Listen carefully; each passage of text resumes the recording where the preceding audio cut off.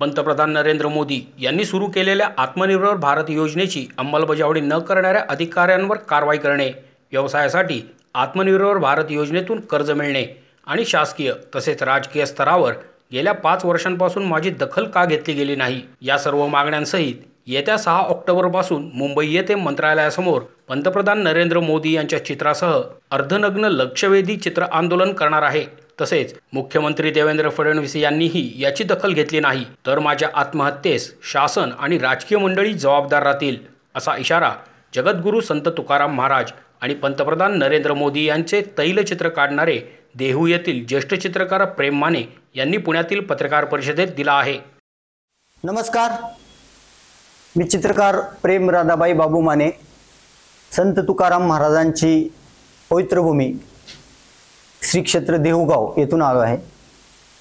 आज पत्रकार भवन पुणे येथे एका गंभीर विषयावर मी आपल्याशी पत्रकार परिषदेतून संवाद साधणार आहे। पत्रकार परिषदेला सुरुवात करण्या अगोदर संत तुकोबरायांच्या एका सुंदर अभंगाने आपण सुरुवात करूया।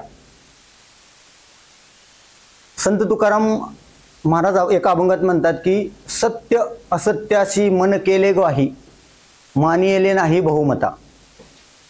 आपल्या मनाला जे सत्य माहिती आहे त्याला पुराव्याची, आधाराची आणि बहुमताची बिलकुल गरज लागत नाही, असं तुकोबरायांचं म्हणणं आहे। आणि या तुकोबरायांच्या या अभंगाच्या आधारावरच आजची पत्रकार परिषद आहे।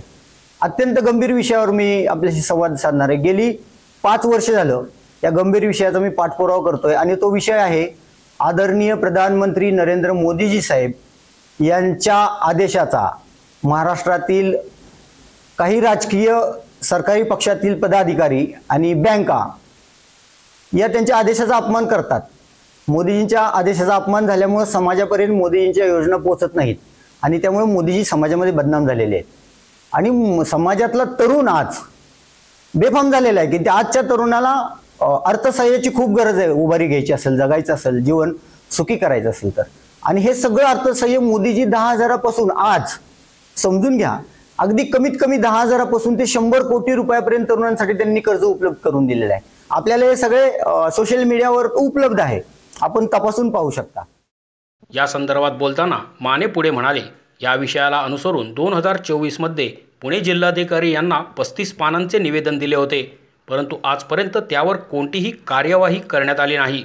पंतप्रधान मोदी यांच्या सुंदर स्वप्नातील विकसित आत्मनिर्भर भारत या संकल्पनेला बँक आणि सत्ताधारी पार्टीतील काही पदाधिकारी यांच्याकडून प्रचंड विरोध होत असून पंतप्रधानांच्या आदेशाला पायदळी तुडवले जात आहे। वास्तव आर्ट या बंद पडलेल्या आणि NPA झालेल्या माझ्या व्यवसायासाठी आत्मनिर्भर भारत योजनेतून 1 कोटी रुपये कर्ज मागणी केली होती। बँकेच्या वरिष्ठ अधिकाऱ्यांसोबत झालेल्या मीटिंगमध्ये मला 10 लाख रुपये कर्ज देण्याचे मान्य केले, परंतु स्थानिक बँक मॅनेजरने कर्ज मंजूर केले नाही। त्याचप्रमाणे माझा स्वर्गवासी मुलगा जो 100% दिव्यांग होता त्याच्या नावे पुणे जिल्हा परिषदेच्या माध्यमातून अपंग बीज भांडवल योजनेतून 1.5 लाख रुपयांची कर्ज मागणी केलेली बँकेने नाकारली। याचे कारण अद्याप समजले नाही। 28 मे 2024 रोजी पत्नी कामिनी माने हिने पंतप्रधान मुद्रा योजनेतून 2 लाख रुपये कर्ज मागणी केली होती, परंतु बँकेने तेही नाकारले। अशा प्रकारे वारंवार बँकेने माझे कर्ज का नाकारले हे अद्याप कळले नाही।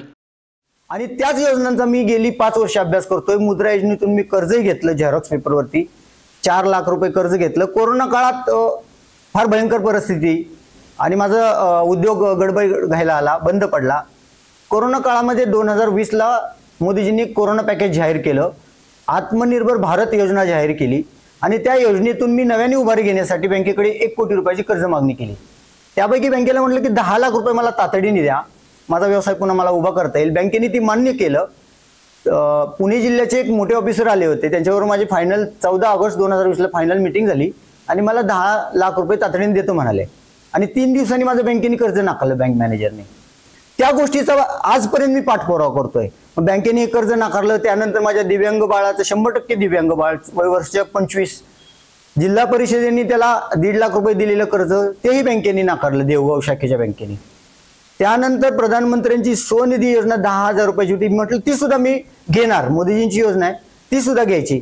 मिसेसच्या नावावर, माझ्या धर्मपत्नीच्या नावावर ती योजना मागितली। 2 महिन्यानंतर अपमानास्पद बँकेने वागणूक दिल्यावर ती कर्ज मंजूर केलं 10,000 रुपयाचं। तरी मी बँकेचा पाठपुरावा सोडला नाही. पुन्हा 2024ला माझ्या मिसेसच्या नावाने मुद्रा योजनेतून 2 लाख रुपयाचं कर्ज मागितलं.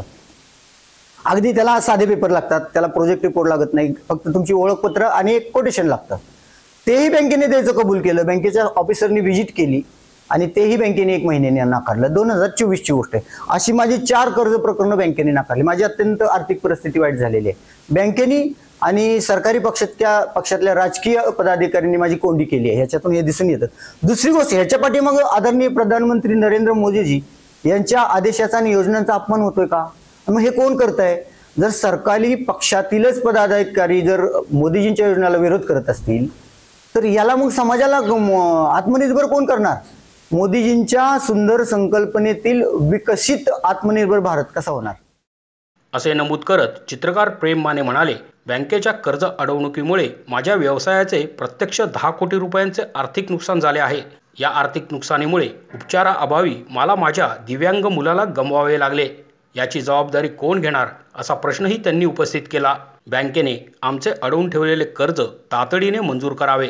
तसेच राज्याचे मुख्यमंत्री फडणवीस यांनी आमच्या कर्जासाठी बँकेला हमीपत्र द्यावे आणि तातडीने कर्ज मिळवून द्यावे अशी मागणी चित्रकार प्रेम माने यांनी यावेळी केली. आता हा प्रश्न मला थेट मुख्यमंत्री देवाभाऊंना विचारताय. देवाभाऊ आमचे भाऊ आहेत. मुख्यमंत्री जरी असले तरी सामान्य तरुणांसाठी ते एक आधार वाटतात मला.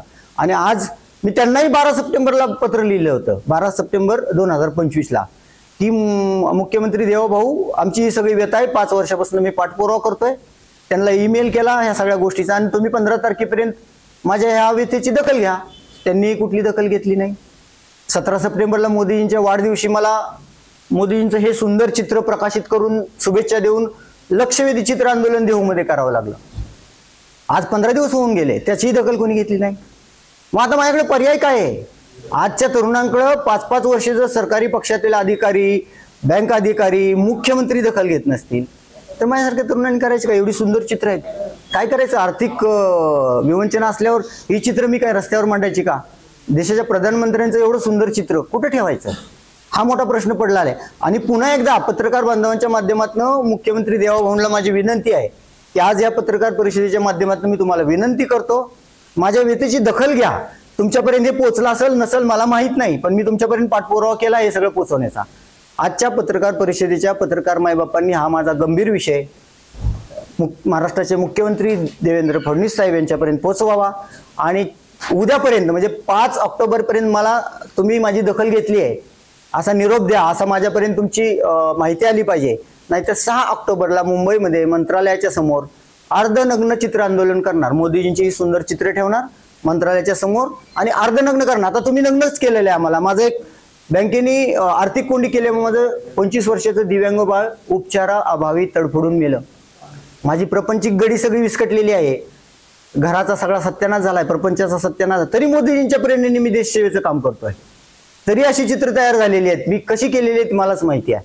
पैसा हा प्रत्येक गोष्टीला लागतो आणि मला आज आर्थिक आधाराची उभारीची खूप गरज आहे. देवाभाऊंनी स्वतः आर्थिक मला मदत करावी 1 कोटी रुपयाची, नाहीतर त्यांनी बँकेला हमीपत्र द्यावं की आमच्या कर्जासाठी की बाबा या चित्रकाराला कर्ज द्या, त्याची हमी मी घेतो. देवाभाऊंनी जर हमीपत्र माझ्या कर्जासाठी घेतलं तर बँक एक दुसऱ्या दिवशी मला तो चेक आणून देईल.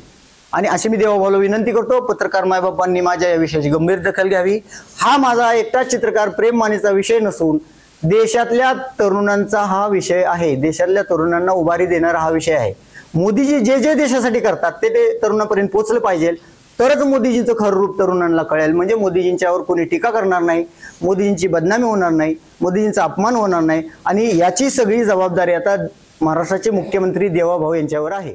मोशी न्यूज नेटवर्कसाठी मोहित शिंदे, पुणे.